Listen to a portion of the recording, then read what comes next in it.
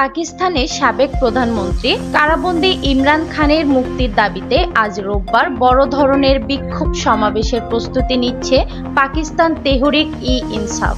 বিক্ষোভ দমনে সরকারের বক্তব্য আর আইন শৃঙ্খলা রক্ষা বাহিনীর তৎপরতায় সতর্ক অবস্থানে থাকা দলটি এর মধ্যে ব্যাপক প্রস্তুতি নিয়েছে।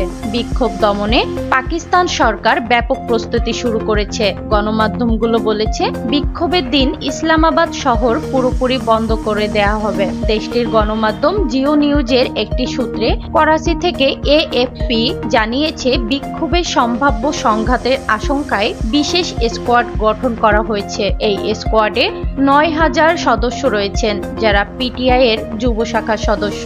তারা এই স্কোয়াড মিছিলে সম্মুখ সারিতে অবস্থান করবে। তাদের কাছে পুলিশের শেল নিরোধক বিশেষ সুরক্ষা ব্যবস্থা থাকবে। তারা এই স্কোয়াড মিছিলে সম্মুখ সারিতে অবস্থান করবে। তারা নিজেদের নিরাপত্তার কথা না ভেবে এই বিক্ষোভে অংশ নেবেন বলে জানিয়েছে জিও নিউজ। পাকিস্তান সরকার ২৪ ও ২৫ নভেম্বর শহর জুড়ে মোবাইল নেটওয়ার্ক সার্ভিসও বন্ধের ঘোষণা দিয়েছে। ইসলামাবাদের বাসিন্দাদের নিরাপত্তা নিশ্চিত ও ২৫ নভেম্বর বেলারুশের প্রেসিডেন্টের আসন্ন পাকিস্তান সফরকে কেন্দ্র করে যে কোনো ধরনের সহিংসতা দমনে কঠোর পদক্ষেপ নিয়েছে স্থানীয় প্রশাসন। চলমান এই উত্তেজনার মধ্যে পাকিস্তানের সাবেক প্রধানমন্ত্রী ইমরান খানের স্ত্রী বুশরা বিবির বিরুদ্ধে জামিন অযোগ্য গ্রেপ্তারি পরোয়ানা জারি করেছে দেশটির দুর্নীতি দমন বিষয়ক একটি আদালত। আল কাদির ট্রাস্ট মামলার একাধিক শুনানিতে অনুপস্থিত থাকায় তার বিরুদ্ধে এই পরোয়ানা জারি করা হয়েছে। তাকে ২৬ নভেম্বরের মধ্যে